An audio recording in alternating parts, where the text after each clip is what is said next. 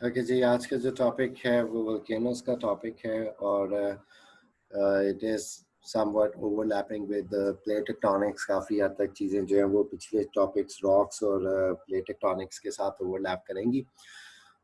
Volcano basically एक ऐसा feature है जो कि लावा की एक्यूमुलेशन से बनता है। वोल्केनिक कोन इसको कहा जाता है आमतौर पे। और वोल्केनोस जो हैं वो बेसिकली लावा और जो एशेज और रॉक फ्रैगमेंट्स हैं उनकी एक्यूमुलेशन से बनते हैं, जो कि इरप्ट हो रहे हो from the internal environment of the earth या इंटीरियर ऑफ अर्थ। क्रस्ट के जो वीकर पोर्शंस हैं वहाँ से इरप्शंस होती हैं, वहाँ से मटेरियल इजेक्ट करता है और इस प्रोसेस को वोल्केनिज्म का नाम दिया जाता है। सो वोल्केनिज्म को हम डिफाइन करते हैं eruption of solid, liquid and gases materials from the crust of the earth. इसमें जब गैसेस एस्केप करती हैं तो गैसेस के एस्केप करने से उसके साथ सॉलिड फ्रैगमेंट्स और रॉक्स वगैरह जो हैं वो भी बाहर आती हैं, जैसे आपको यहाँ पर रॉक फ्रैगमेंट्स नज़र आ रहे हैं। इसी तरह से फाइन डस्ट और एशेस जो है वो भी बाहर इरप्ट होती हैं because of the gaseous pressure. और उसके साथ साथ मोल्टन मटेरियल जो है वो भी इरप्ट होता है, जिसको हम लावा कहते हैं। वो लिक्विड स्टेट में है। सो लिक्विड, सॉलिड और गैसियस मटेरियल्स अगर इरप्ट कर रहे हो क्रस्ट ऑफ द अर्थ में से, तो उसको हम वल्केनिज्म या वल्केनिसिटी का नाम देते हैं, which is a process of for the building of volcanoes. Okay जी, वल्केनिज्म में हम इसको दो जोन्स में डिवाइड करते हैं। एक अंडरग्राउंड जोन है जिसको हम मैग्मा कॉलम जोन कहते हैं। यहाँ पे एक रेजर्वायर ऑफ मैग्मा है जिसको मैग्मा चेम्बर कहा जाता है। It is called exsolution surface and vesiculation region के, यहाँ से ये इरप्ट करेगा। उसके बाद ये फ्रेगमेंटेशन सरफेस है, यहाँ पे वो ब्रेक भी कर सकता है। ये ऑलरेडी जो वीकर स्ट्रक्चर है इसके फ्रैगमेंट्स को ब्रेक करेगा। इससे आगे एटमॉस्फेयर में ये तीन रीजन्स में डिवाइड होता है जिसको हम इरप्शन कॉलम कहते हैं। एक गैस थ्रस्ट रीजन है, ये इसकी ओपनिंग के ऊपर है, जहाँ पे गैसेस का प्रेशर जो है वो बहुत ज़्यादा होगा और बहुत प्रेशर के साथ गैसेस जो है वो लिक्विड को और सॉलिड फ्रैगमेंट्स को बाहर थ्रो करेंगी। इस पोर्शन को गैस थ्रस्ट रीजन कहते हैं। इससे आगे फिर कन्वेक्टिव थ्रस्ट रीजन आ जाता है। यहाँ पे हाई टेम्परेचर ऑफ गैसेस की वजह से बहुत ज़्यादा प्रेशर बिल्ड अप हो जाता है इन द एटमॉस्फेयर, एक्सप्लोजन शुरू हो जाता है, जिसकी वजह से मटेरियल्स फर्दर डिस्टेंसेस तक और हाइट्स तक जो है वो थ्रो होते हैं।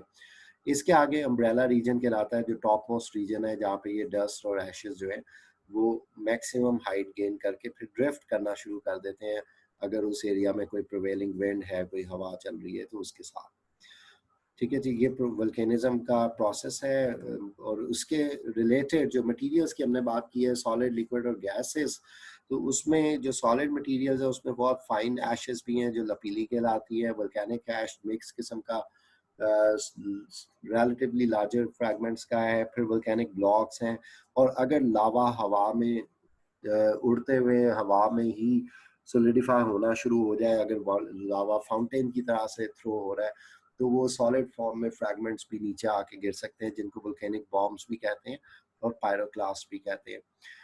जहाँ तक लावा की टाइप्स की बात है तो उसमें एक लावा टाइप आ कहलाता है, विच इज़ एसिडिक लावा। इसमें सिलिकॉन कंटेंट ज़्यादा है। सिलिकॉन ज़्यादा होने की वजह से ये जैसे ही सरफेस पे आता है इसकी सोलिडिफिकेशन स्टार्ट हो जाती है। ये रैपिडली कूल डाउन करता है बिकॉज ऑफ सिलिकॉन कंटेंट। उसके कंपैरिजन में पहोहो लावा है, विच इज़ बेसिक टाइप लावा। इसमें आपको मेटल कंटेंट ज़्यादा मिलेगा, जैसे हमने बेसिक इग्नियस रॉक्स में स्टडी किया था। और इसमें मेटल कंटेंट ज़्यादा होने की वजह से जो है वो इसमें फ्लूइडिटी ज़्यादा है, ये ज़्यादा डिस्टेंसेस तक फ्लो कर सकता है और ज़्यादा देर तक मोल्टन स्टेट में रह सकता है। वल्केनिज्म के बाद आते हैं जी वल्केनो का स्ट्रक्चर, ये उसके पार्ट्स हैं विद इन दिस वल्केनो। वैसे तो हमने इरप्शन के हवाले से उसके दो जोन्स किए थे, जिसमें थ्रस्ट जोन था और फिर उसके आगे कन्वेक्टिव थ्रस्ट जोन था और अम्ब्रेला था। यहाँ पे आपको जो नज़र आ रहा है ये मैग्मा चेम्बर कहलाता है, that is the underground reservoir of magma. ये उस जगह पे फॉर्म होता है जहाँ पे प्लेट सबडक्शन हुई हो, जहाँ पे प्लेट का कोई पोर्शन मेल्ट हुआ हो और मेल्टिंग के बाद जो है वो कुछ जो लावा की अमाउंट है वो यहाँ पे इंक्रीज कर गई हो। So it is a reservoir of magma. और उसके ऊपर आप यहाँ पे कॉनिकल स्ट्रक्चर में देखते हैं कि यहाँ पे अल्टरनेट लेयर्स नज़र आ रही हैं। ग्रेइश लेयर्स जो हैं वो एशेस की हैं, जो ब्राउन लेयर्स हैं वो लावा की हैं। सो एशेस और लावा की लेयर्स जो हैं वो इसके कॉनिकल स्ट्रक्चर को बिल्ड करती हैं। मैग्मा से जो ये vertical pipe like chimney like passage जो है, ट्यूब जो है वो आपको विजिबल है। इसको वोल्केनिक नेक भी कहते हैं, इसको वेंट भी कहा जाता है, इसको कॉन्डुइट भी कहा जाता है। कॉन्वेट की या नेक की या वेंट की जो ओपनिंग है वो वल्केनो की टॉप क्रेस्ट के ऊपर होती है, लेकिन वल्केनो की क्रेस्ट जो है वो हमेशा बाउल शेप्ड होती है, प्याले जैसी होती है, और उसको क्रेटर से रेफर किया जाता है। और crater is the Greek word for bowl, तो उसी सेंस में ये वर्ड जो है वो यूज किया जाता है। ठीक है, तो ये इसके मेन पार्ट्स हैं जो कि इसके स्ट्रक्चर को बनाते हैं, यानी कि कौन सा हिस्सा क्या कहलाता है। इसके बाद आ जाते हैं हम कॉजेज ऑफ वल्केनिज्म की तरफ। इसमें प्लेट टेक्टोनिक्स मेजर कॉज है, उसमें प्लेट कन्वर्जेंस हम लोगों ने कल पढ़ी थी। दो टाइप्स इंपॉर्टेंट थी, continental oceanic convergence. Oceanic convergence में भी हमने ऑब्जर्व किया था कि वल्केनोस फॉर्म होंगे। प्लेट डाइवर्जेंस में सिर्फ ओशियानिक डाइवर्जेंस का केस था कि जिसमें हमने वल्केनोस की फॉर्मेशन को देखा था। तो यहाँ पे हम ऑब्जर्व कर रहे हैं कि ये कॉन्टिनेंटल प्लेट है, यहाँ पे ये ओशियानिक प्लेट उसके नीचे सबडक्ट कर रही है, सबडक्शन वाला जोन है। ये प्लेट नीचे जाके मेल्ट करके मैग्मा की फॉर्मेशन कॉज कर रही है, जिसकी वजह से कोस्टल रीजन्स के करीब वल्केनोस की फॉर्मेशन हो जाती है। दूसरा जो है वो आपको यहाँ पे नजर आएगा, कन्वर्जेंस का ही केस है, लेकिन दो ओशियानिक प्लेट्स आपस में कन्वर्ज कर रही हैं और एक प्लेट सबडक्ट कर रही है, और उसकी सबडक्शन की वजह से वल्केनोस की फॉर्मेशन हुई है। यहाँ पे जो आपको केस नजर आ रहा है, that is the divergent plate movement of oceanic nature. दो ओशियानिक प्लेट्स हैं जो कि डाइवर्ज कर रही हैं, they are moving apart from each other. और जैसे हम लोगों ने मिड अटलांटिक रिज रीजन को स्टडी किया था, वहाँ पे रिजेस की फॉर्मेशन को डिस्कस किया था, वो मैग्मा के इरप्शन के बाद ही फॉर्म होती हैं। सो ये तीन मेजर कॉजेज जो है वो तो रिलेट हो जाते हैं प्लेट टेक्टोनिक्स के साथ ही, प्लेट मूवमेंट्स के साथ। लेकिन नेक्स्ट जो अब कॉज है जिसको पर्कुलेशन ऑफ वाटर कहा जाता है। पर्कुलेशन ऑफ वाटर जो है जी, इसमें मेन बात जो आती है वो ये है कि हमारा जो क्रस्ट है, अगर उसमें कोई पोरस रॉक्स मौजूद हैं, ये सी सरफेस सी बेड पे भी इरप्शन पॉसिबल होती हैं, कि मेनली तो वहाँ पे ही हैं कि मैग्मा जो है वो अंडरग्राउंड मौजूद है, लेकिन वो इरप्ट नहीं हो पा रहा because of the finer pores in this crust structure. So यहाँ पे क्रस्ट की लेयर के अंदर अगर पानी पर्कुलेट करना शुरू कर देता है और it gets access to the magma, तो वो पानी जो है वो एकदम से स्टीम में कन्वर्ट होना शुरू हो जाएगा, एक्सप्लोजन्स शुरू होंगे। ये पानी जो है ये हाइड्रोजन और ऑक्सीजन में स्प्लिट अप भी हो सकता है, जिसकी वजह से बहुत मैसिव किस्म के इरप्शंस और एक्सप्लोजन्स शुरू हो जाते हैं। तो जब ये एक्सप्लोजन्स होते हैं पानी की वजह से, तो उसके बाद जो है वो मैग्मा को इस क्रस्ट के डैमेज होने के बाद मैग्मा को रास्ता मिलता है कि it can rise up and it can actually come out of this crustal structure. So percolation of water इसको कहा जाता है, लेकिन जो इरप्शन की टाइप है इसको हम फ्रीटिक इरप्शन कहते हैं। और फ्रीटिक इरप्शन बेसिकली वो प्रोसेस है कि जिसमें पानी जो है वो जब एक्सीडिंगली हाई टेम्परेचर्स को फेस करता है, जो कि जैसे कि मैग्मा के टेम्परेचर जो है वो 1000 to 1500 डिग्री सेंटीग्रेड के करीब होते हैं, तो वो पानी जो है वो रैपिडली स्प्लिट अप हो जाता है हाइड्रोजन और ऑक्सीजन में। हाइड्रोजन बीइंग कंबस्टिबल गैस, वो एक्सप्लोसिव इरप्शन एक्सप्लोजन कॉज करना शुरू कर देती है, बर्निंग कॉज होती है। ऑक्सीजन उस बर्निंग को एनहांस करती है, जिससे बहुत सवेयर किस्म के एक्सप्लोजन होते हैं जो कि क्रस्ट के स्ट्रक्चर को डैमेज करते हैं, और वहाँ से फिर मैग्मा जो है वो राइज कर जाता है या वो इरप्ट कर जाता है। ठीक है, तो ये एक एडिशनल टाइप का कॉज है जो कि वल्केनिक इरप्शंस के साथ एसोसिएट किया जाता है, जिसको हम पर्कुलेशन ऑफ वाटर का नाम देते हैं। ओके, नेक्स्ट ये आती है जी टाइप्स ऑफ वल्केनोस। हम इसको दो बेसिस पे क्लासिफाई करते हैं वल्केनोस को। एक एक्टिव वल्केनोस हैं, दूसरे डॉर्मेंट और एक्सटिंक्ट वल्केनोस की। इसमें टाइप्स हैं on the basis of activity.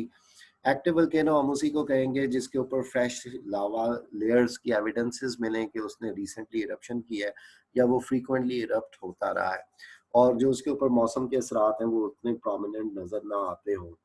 ठीक है। डोर्मेंट वोल्केनो जो है उसमें डोर्मेंट का वर्ड बेसिकली एसोसिएट किया जाता है, रादर डिराइव किया जाता है फ्रॉम फ्रेंच वर्ड डोर्मीर, ये उसकी इन्फिनेटिव फॉर्म है which means to sleep. So dormant का लफ्जी मतलब जो बनता है वो स्लीपिंग वोल्केनो है। दैट मीन्स कि it is inactive for a longer period of time, और इनएक्टिविटी का फेज जो है, जैसे डोमेंसी का वर्ड हम तो मुख्तलिफ पैथोजेंस के लिए भी यूज़ करते हैं, जर्म्स के लिए भी यूज़ करते हैं। तो डोमी का वर्ड बेसिकली जो है वो इसका एटिमोलॉजी में आता है। सो डोर्मेंट वोल्केनोज में ये होगा कि इसके ऊपर जो लावा की लेयर्स हैं उनके ऊपर वियर एंड टियर स्टार्ट हो चुकी होगी, मौसम के असरात की वजह से वो ब्रेक डाउन हो चुके होंगे, लेयर्स रिमूव हो रही होंगी, तो उसको हम डोर्मेंट कहते हैं। और but it is living volcano in the sense कि it is sleeping but not dead. Dead volcanoes जो होते हैं उनको हम एक्सटिंक्ट वोल्केनोज कहते हैं। उसमें लावा की जो कोन होती है वो बिल्कुल ही जो है वो रिमूव हो चुकी होती है, डिस्ट्रॉय हो चुकी होती है, और सिर्फ एक पिलर लाइक स्ट्रक्चर, जैसे हम लोगों ने अभी यहाँ पे देखा था कि एक कॉनिकल स्ट्रक्चर जो है वो लावा सॉरी उसको वोल्केनो को रिप्रेजेंट करता है। लेकिन जो डेड वोल्केनोज होते हैं उसमें ये जो वेंट में मैग्मा मौजूद है ये भी सोलिडिफाई हो चुका होता है, लावा की लेयर्स रिमूव हो चुकी होती हैं, तो सिर्फ एक पिलर लाइक स्ट्रक्चर जो है वो बाकी बच जाता है, जो कि उस वेंट में सोलिडिफाई हुए मैग्मा को रिप्रेजेंट करता है। सो एक्सटिंक्ट वोल्केनोज की आमतौर पे ये जो लेयर्स होती हैं ये सारी की सारी लावा लेयर्स जो रैपिड कूलिंग की वजह से फॉर्म हुई थी ये जल्दी इरोड हो जाती हैं, जबकि इंटरनल पार्ट जो है वो रिलेटिवली ज़्यादा ड्यूरेबल रॉक्स का होता है, जो कि रेजिस्टेंट रॉक्स होती हैं, क्योंकि ये स्लो कूलिंग की वजह से बनी होती हैं, तो ये पिलर आमतौर पे रेमनेंट के तौर पे बच जाता है। तो इसको इसमें फिर फर्दर कोई चांस नहीं होता कि वोल्केनिक इरप्शन इस एरिया से होगी, इसलिए इसको डेड या एक्सटिंक्ट वोल्केनो कहा जाता है। नेक्स्ट जो आता है जी वो है on the basis of formation. ठीक है, हम लोगों ने तीन तरह के मटीरियल्स की इरप्शन स्टडी किया है, गैसेस हैं, एक लावा है, एक जो है वो सॉलिड मटेरियल्स हैं, उसमें एशेस थी, सिंडर थी, रॉक फ्रैगमेंट्स और ब्लॉक्स थे। ठीक है जी। अब एसिडिक लावा जो है वो क्योंकि ज़्यादा फ्लूइड नहीं होता, वो रैपिडली कूल डाउन हो रहा होता है, तो उसकी वजह से आपको जो वल्केनो के स्ट्रक्चर मिलेगा वो डोम वल्केनो होगा। एसिडिक लावा जो है वो रैपिड कूल होता जाता है and that cools and solidifies near the volcanic eruption zone, और वहीं पे ही solidify होके high rising mountains form करेगा, और इसकी स्टीप कन्वेक्स स्लोप होती है जिसकी वजह से इसको डोम से रिप्रेजेंट किया जाता है, इसकी शेप जो है वो डोम शेप है। सो पहली टाइप जो है वो एसिडिक लावा डोम वोल्केनो है, और इसमें जो है वो लावा जो है वो रैपिड कूलिंग के साथ ही फ्रीज हो रहा होता है। उसके बाद आ जाते हैं शील्ड वोल्केनो। इसमें बेसिक लावा होता है, बेसाल्टिक लावा मेंशन्ड है, ये ज़्यादा दूर तक स्प्रेड हो जाता है, जैसे पहोहो लावा की आपने इमेज देखा था। सो ये जब स्प्रेड ज़्यादा होता है क्योंकि इसको ज़्यादा टाइम मिल रहा है सॉलिडिफिकेशन होने में, so it will spread out, it will form thin layers which are extensive। so एक शील्ड की तरह से, यानी उल्टी रखी हुई एक प्लेट की तरह का स्ट्रक्चर जो है वो इस वोल्केनो में फॉर्म होता है, जिसको हम बेसिक लावा शील्ड वोल्केनो कहते हैं। नेक्स्ट जो चीज़ आती है that is called ash cinder cone. इसमें हम ये देखते हैं कि जो लावा है वो एज सच उतना बाहर नहीं आता जितना कि गैसेस के साथ एशेज और सिंडर बाहर आती है, और सिंडर कोन जो है वो आमतौर पे अनकंसोलिडेटेड मटेरियल्स की होती है। दैट मीन्स कि इसमें रॉक फ्रैगमेंट्स होंगे, इसमें एशेज होंगे, इसमें फाइन डस्ट होगी जो कि अक्यूमुलेट होके एक टीला सा, एक माउंड सा बना रही है। सो ये काफ़ी लूज मटेरियल होता है जो कि अक्यूमुलेट हो चुका होता है।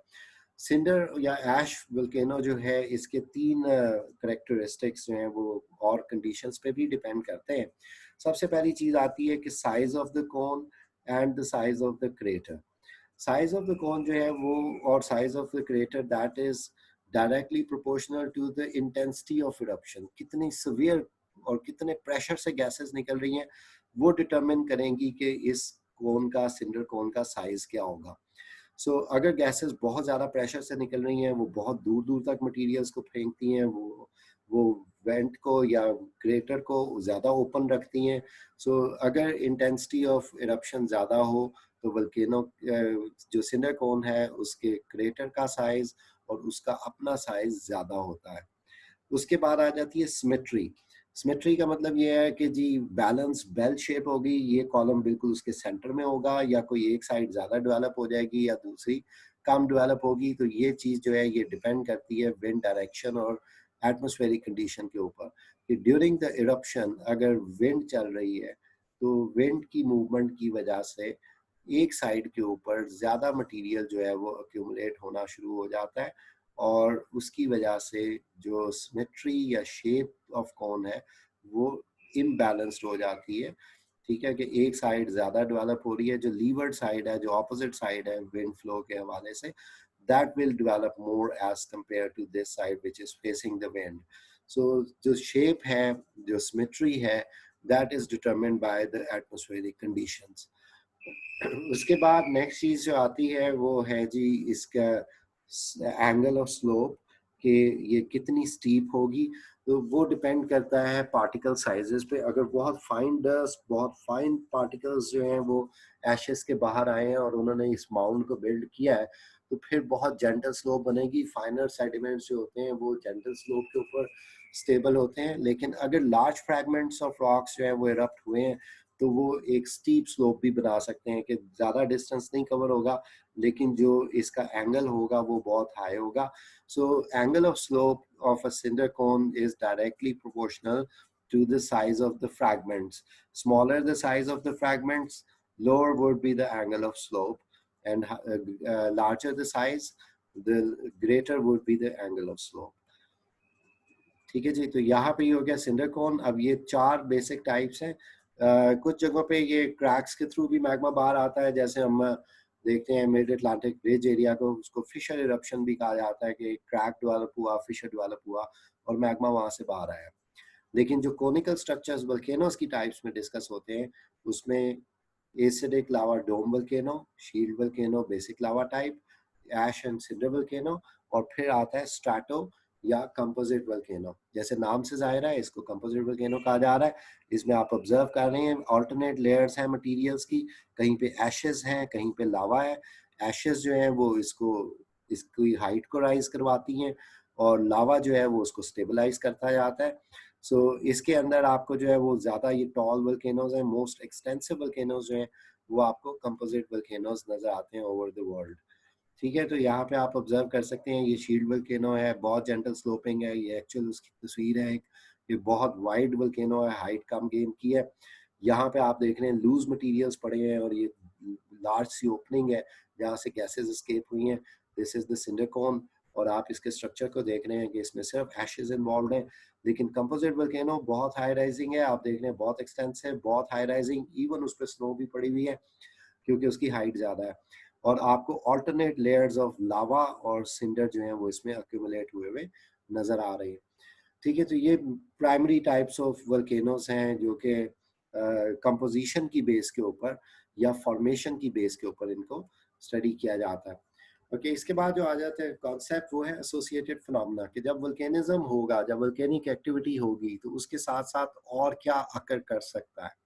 सो उसमें एक चीज़ तो ये है कि जब भी वोल्केनिक एक्टिविटी होती है, वोल्केनिक इरप्शन होती है, तो उसके साथ अर्थक्वेक भी उस रीजन में फील किया जाता है।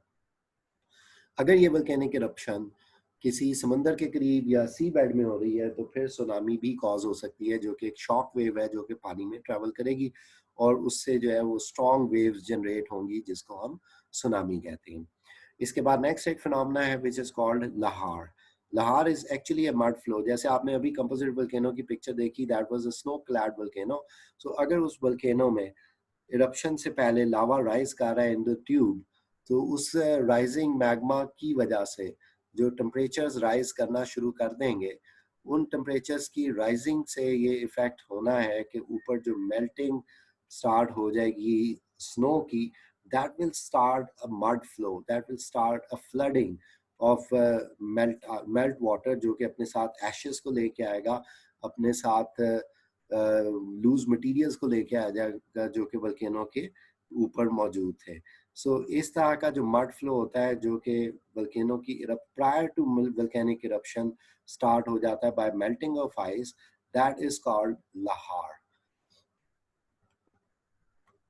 ओके जी, लहार के बाद नेक्स्ट जो एसोसिएटेड फिनोमेनास हैं फिनोमेना हैं उसमें एक टर्म आती है नुए आर्डान। अब यहाँ पे मुझे वो ग्रेव एक्सेंट एज सच नहीं मिल रहा था।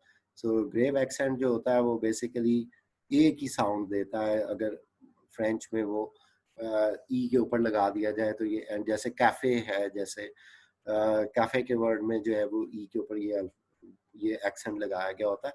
सो नुए एक्चुअली रिप्रेजेंट्स क्लाउड। सो नुए का लिटरल मीनिंग फ्रेंच वर्ड जो है वो क्लाउड है। ठीक है जी। अडांट जो है दैट रेफर्स टू ग्लोइंग, मतलब रेडियंट। सो नुए अडांट बेसिकली उस ग्लोइंग क्लाउड को कहते हैं। वही बात जहाँ पे हमने अभी कन्वेक्टिव थ्रस्ट रीजन की बात की थी, वहां पे सुपर हीटेड गैसेस होंगी और एशेस होंगी जो ग्लो कर रही होंगी रेड कलर की। सो उस क्लाउड को नुए अडांट कहते हैं। It can erupt to kilometres in atmosphere. ये बहुत ज्यादा एक्सटेंसिव हाइट्स तक जा सकता है। और यहाँ पे हम इस ऐश के स्टॉर्म को देख रहे हैं कि ये नुए आर्डांट एक डस्ट का क्लाउड है जो कि बहुत रैपिडली एडवांस कर रहा है। इमीडिएट सराउंडिंग में हर चीज़ को डिस्ट्रॉय कर देता है। बहुत हाई टेम्परेचर्स होते हैं। और अगर हम याद करें 2010 में एक आइसलैंड में इरप्शन हुई थी और उससे जो नुए आर्डांट या क्लाउड फॉर्म हुआ था, वो क्लाउड जो है वो विंड्स के थ्रू पूरे यूरोप के ऊपर स्प्रेड हो गया और पूरा यूरोप की जो फ्लाइट ऑपरेशन था वो एक हफ्ते के लिए सस्पेंड करना पड़ा। So that caused billions of dollars of loss for aviation industry in 2010. इसी तरह से 1800s में एक 1883 में इरप्शन हुई थी इंडोनेशिया के एक वोल्केनो क्राकटोआ है। और उसका जो नुआ डांट है वो 83 किलोमीटर्स की हाइट तक सस्पेंड हो गया था एटमॉस्फेयर में। सो हमने हम ये स्टडी करते हैं कि पहले 12 किलोमीटर होते हैं जहाँ पे क्लाउड्स बनते हैं और बारिश होती है और जिससे डस्ट डस्ट सेटल हो सकती है। लेकिन वहाँ पे जो इरप्टेड डस्ट थी that actually sustained for 1 year. और उस साल को उन्होंने ईयर विदाउट समर्स का नाम दिया क्योंकि किसी भी किस्म की सनलाइट जो है वो नीचे नहीं आ सकी। And that caused failure of crops because of absence of sunlight, and that was the most severe eruption in the human history. Okay, इसके बाद आ जाती है पायरोक्लास्ट। पायरोक्लास्ट दो ग्रीक वर्ड्स हैं, एक पायरो और दूसरा क्लास्टोस। सो पायरो का जो वर्ड है वो इंग्लिश वर्ड फायर में भी यूज होता है चिता के लिए। Pyro refers to fire. And clastos जो वर्ड ग्रीक लैंग्वेज का है that actually means broken. So literal meaning तो होगा ब्रोकन फ्रॉम फायर। लेकिन बेसिकली ये क्या चीज है, ये लावा के वो छींटे हैं जो बहुत ज्यादा ऊंची हाइट पे चले गए थे, बहुत ऊपर उछल गए थे लावा फाउंटेन की सूरत में। लेकिन वो हवा में ही फ्रीज हो गए, सॉलिडिफाई हो गए और इस तरह के ब्लॉक्स की सूरत में वो कोलैप्स हुए या नीचे आके फॉल हुए। सो इनको हम पायरोक्लास्ट का नाम भी देते हैं और इनको हम जो है वो वोल्केनिक बॉम्ब का नाम भी देते हैं। ठीक है जी। तो ये एसोसिएटेड फिनोमेना की लिस्ट है। यहाँ पे एक हिस्टोरिकल रेफरेंस दिया जाता है नुए आर्डांट के हवाले से। That is the city of Pompeii. 79 AD में एक इटालियन वोल्केनो था जिसका नाम वसूवियस है। और उसकी जब इरप्शन हुई तो उसका जो नुए आर्डांट या जो क्लाउड ऑफ गैसेस था और जो एशेस थी उसने उस सिटी को डिस्ट्रॉय किया और जो लोग जिस हालत में मौजूद थे वो उसी तरह एशेस से कवर हो गए। सो सिटी ऑफ एम्पायर और सिटी ऑफ हरकुलेनियम ये दो सिटीज थे जो 79 एडी की इरप्शन में जो है वो डिस्ट्रॉय हुए थे। ओके, उसके बाद नेक्स्ट आ जाते हैं हम एसोसिएटेड लैंडफॉर्म्स की तरफ। सो मींस प्राइमरी लैंडफॉर्म्स कौन से होंगे? प्राइमरी लैंडफॉर्म्स आपके पास वही लिस्ट है जिसमें acidic lava dome volcano, basic lava shield volcano, cinder cones और कंपोजिट या स्ट्रैटोवोल्केनो शामिल हैं। लेकिन associated landforms actually are the parts of the volcano के जो उसके साथ लिंक कर दिए जाते हैं लैंडफॉर्म्स के तौर पे। सो यहाँ पे हम ये देख रहे हैं कि एक फीचर है, इसको हम कहते हैं सेकेंडरी कॉन। यहाँ पे जब आप देखेंगे कि ऐश और लावा, ये स्ट्रैटोवोल्केनोस में ज्यादा होता है क्योंकि हाइट इतनी ज्यादा बढ़ जाती है कि जो मैग्मा है उसको बहुत ऊपर तक राइज करना पड़ता है टू रीच द क्रेटर। लेकिन उसका इफेक्ट ये होता है कि मैग्मा चेंबर से लेकर ये जो पैसेज है जिसको हम मेन वेंट कहते हैं, यहाँ पे प्रेशर सराउंडिंग पे ज्यादा पड़ना शुरू हो जाते हैं, साइड्स पे ज्यादा पड़ना शुरू हो जाते हैं। उसकी रीजन ये है कि मैग्मा को वर्टिकली राइज करने में बहुत ज्यादा इंटरनल प्रेशर जो है वो तो फिर ये राइज करता है यहाँ तक। सो जो क्रेटर तक मौजूद मैग्मा है उसका बर्डन डाउनवर्ड फोर्स एक्सर्ट कर रहा है। मैग्मा चेंबर से राइज करने वाले मैग्मा अपवर्ड थ्रस्ट दे रहा है, so it will be exerted on the side of the vents और walls of the vent, और वहाँ पे अगर कहीं वीकर सेक्शंस हों तो मैग्मा जो है वो किसी और साइड से बाहर आना शुरू हो जाता है।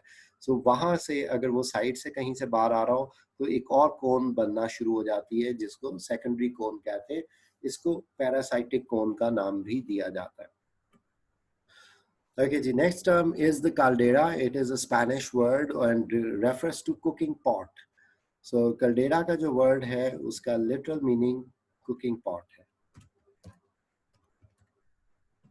Spanish language और word का जो मतलब है वो cooking pot है, और ये दो तरीकों से बन सकता है। It could be because of collapse of a volcano। यहाँ पे आपको ये मैग्मा चेम्बर नजर आ रहा है, और मैग्मा चेम्बर के अंदर अगर मैग्मा जो है वो मुख्तलिफ पोर्शन से एकदम से इरप्ट होना शुरू हो जाए और मैग्मा की अमाउंट्स अंदर कम होना शुरू हो जाए, जैसे आप देख रहे हैं यहाँ पे मैग्मा चेम्बर खाली हो गया, उसके बाद क्या होगा कि चूंकि मैग्मा बहुत सारी अमाउंट में बाहर निकल गया है, तो मैग्मा चेम्बर खाली होने का मतलब यह है कि यहाँ पे जो मैग्मा था उसने इस पूरे स्ट्रक्चर को कैरी किया हुआ था, सपोर्ट दी हुई थी।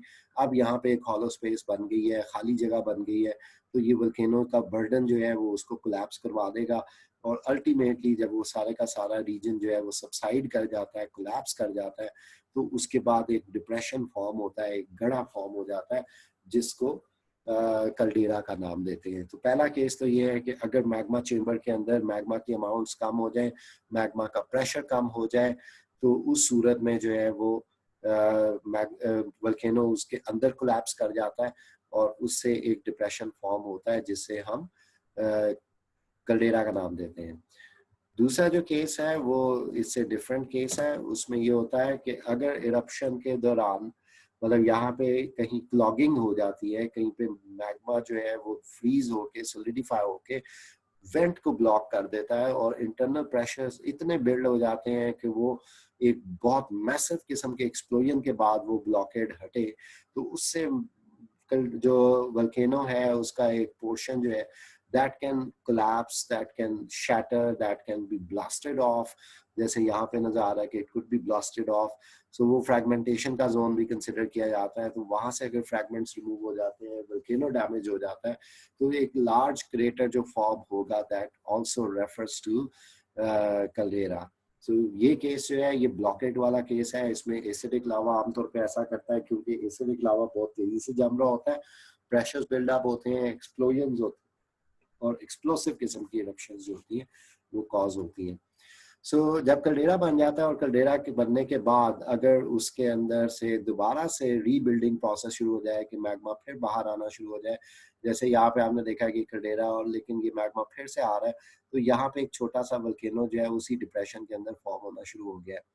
ठीक है, सो ये जो वोल्केनो फॉर्म हो रहा है इसको कहा जाएगा कोन इन कोन, बिकॉज पहली जो कोन थी वो ये आपके सामने है, ये कल्डेरा है, ये लार्जर डिप्रेशन है, और उसके अंदर एक और वोल्केनो जो है वो फॉर्म होना शुरू हो गया है। तो इसको हम कोन इन कोन का नाम देते हैं या हम इसको नेस्टेड कोन का नाम देते हैं। Okay, next term is crater lake. बहुत सिंपल सी एक्सप्लेनेशन है इसकी। क्रेटर आपके सामने है, वोल्केनो के क्रेटर के अंदर अगर स्नो मेल्ट वाटर है जो है वो इकट्ठा हो जाए या फिर अगर उसमें बारिशों का पानी इकट्ठा हो जाए तो उससे जो झील बनेगी, जो लेक बनेगी, जैसे अभी प्रीवियस स्लाइड में भी आपने देखा कल्डेरा के अंदर भी ऐसा हो जाता है कि पानी के एक्यूमुलेशन के बाद वहाँ पे एक लेक फॉर्म हो जाती है, जैसे व्योमिंग स्टेट में एक क्रेटर लेक है, तो उसमें इस फीचर को जो है वो हम क्रेटर लेक का नाम देते हैं। Now comes the ग्रीवा। ये बेसिकली रिप्रेजेंट कर रहा है, ये डेविल्स टावर है ओरेगन स्टेट यूएसए में, और ये बेसाल्टिक कॉलम है, और बेसिकली ये क्या चीज है कि it is actually the representation of N extinct volcano, यानी कि पहले जो था वो वोल्केनो इस तरह से था या होगा, and this actually refers to the vent of the volcano के जिसमें मैग्मा जो है वो सोलिडिफाई हो गया। जो लावा की लेयर्स थी वोल्केनो की वो सारी की सारी after the external environment effects remove हो चुकी हैं, लेकिन ये एक स्ट्रक्चर जो है ये बाकी रह चुका है रेमिनेंट के तौर पे या एक रेजिडुअल फीचर के तौर पे। तो इसको नाम दिया जाता है वोल्केनिक प्लग या वोल्केनिक नेक, या फिर इसको टर्म दी जाती है ग्रीवा की। ठीक है, it is the symbol of N extinct volcano कि अब इस जगह से दोबारा इरप्शन नहीं होगी। Okay, next and the last slide is about the distribution of volcanoes. तीन मेजर रीजन्स हैं वर्ल्ड ओवर वोल्केनोज की डिस्ट्रीब्यूशन के, जिसमें पहला जो है उसको पैसिफिक रिंग ऑफ फायर या सर्कम पैसिफिक बेल्ट कहा जाता है, दूसरा रीजन मिड अटलांटिक रिज का रीजन है, और तीसरा रीजन जो है वो ट्रांस यूरेशियन बेल्ट कहलाता है। सो यहाँ पे आपके सामने ये पैसिफिक एरिया है, तो आप यहाँ पे ऑब्जर्व कर सकते हैं पैसिफिक प्लेट और उसके जो स्मॉलर सेगमेंट्स थे, जैसे यहाँ पे नास्का प्लेट को हमने देखा था, कोकोस प्लेट्स को देखा था, ठीक है जी। यहाँ पे हुआन द फ्यूका प्लेट थी। यहाँ पे जो आपको केस नजर आ रहा है वो क्या है, वो है कॉन्टिनेंटल ओशियानिक कन्वर्जेंस का case. North American plate, south American plate, इधर से पैसिफिक प्लेट्स के सेगमेंट्स, फिर यहाँ पे आपके सामने जो है यूरेशियन प्लेट, और इधर फिलिपीन प्लेट और पैसिफिक प्लेट के सेगमेंट्स। तो ये जितने भी रेड डॉट्स आपको नजर आ रहे हैं, these are all volcanic portions. ज्यादातर वोल्केनोज आपको इन जगहों पे नजर आएंगे, बहुत आइसोलेटेड कहीं पे रेमिनेंट वोल्केनोज या एक्सटिंक्ट टाइप के जो है वो इनलैंड भी नजर आ जाएंगे। पाकिस्तान में भी एक एक्सटिंक्ट वोल्केनो है जिसका कोहे सुल्तान नाम है, चागी हिल्स का एरिया जो है वहाँ पे उसकी लोकेशन है। सो मेन एक्टिव वोल्केनोज का जोन, मोस्ट एक्टिव वोल्केनोज और अर्थक्वेक का जोन जो है वो पैसिफिक रिंग ऑफ फायर यानी पैसिफिक को सराउंड करने वाला ये रीजन है, जिसमें ये न्यूजीलैंड भी आ रहा है, ऑस्ट्रेलियन साइड भी आ रही है, इंडोनेशिया मलेशिया है, फिलीपींस है, जापान है, फिर कमचटका है, अलूशन आइलैंड्स है, Alaska to California, Mexico and South America. So Pacific ring of fire भी कहा जाता है इसको, और इसको हम सर्कम पैसिफिक बेल्ट का नाम भी देते हैं। ओके, नेक्स्ट सॉरी, इसी के एडजेसेंट हम यहाँ पे देख रहे हैं, ये है आपके पास अटलांटिक रीजन और मिड अटलांटिक रिज। ये आपको एक लाइट सा कलर नजर आ रहा है समंदर के अंदर, ये रिज एरिया है। इसमें सबसे प्रोमिनेंट जो आपको नजर आएगा वो आइसलैंड नजर आएगा, फिर इधर अजोर्स के आइलैंड्स नजर आएंगे, यहाँ कहीं पे सेंट हेलेना का आइलैंड होगा जहाँ पे नेपोलियन को एग्जाइल किया गया था। ठीक है, ये सारा का सारा ये मिड अटलांटिक रिज एरिया जो है ये भी एक्टिव वोल्केनोज का जोन है। उसके बाद आ जाती है ट्रांस यूरेशियन बेल्ट। इसमें ज्यादातर जो रीजन कंसिडर किया जाता है वो यहाँ से सार्डिनिया, माउंट एटना सिसिली का, इटालियन वोल्केनोज जैसे वेसुवियस का भी जिक्र आया, स्ट्रोम्बोली एक इटली का वोल्केनो है, और ये एजियन सी की तरफ यानी कि मेडिटेरेनियन का वो रीजन जो ग्रीस और टर्की की साइड पे है, यहाँ पे आपको ज्यादा एक्टिव वोल्केनोज मिलते हैं। लेकिन इधर आपको थोड़ा सा मतलब ये माउंट किलिमंजारो है इधर तंजानिया और कीनिया के बॉर्डर पे, वो नजर आएगा। लेकिन रिफ्ट वैली में ऐसा इतने वोल्केनोज नहीं है जितने इस डायग्राम में दिखाए हुए हैं। लेकिन ट्रांस यूरेशियन बेल्ट में आपने अपने आप को कन्फाइंड रखना है with in this Mediterranean reason, यानी कि जिसमें आप सार्डिनिया की बात कर सकते हैं, आप माउंट एटना सिसिली की बात कर सकते हैं, इटालियन वोल्केनोज की बात कर सकते हैं, और एजियन सी तक आप वोल्केनोज की बात कर सकते हैं। So that concludes the lecture. अगर कोई क्वेश्चन है तो आप पूछें।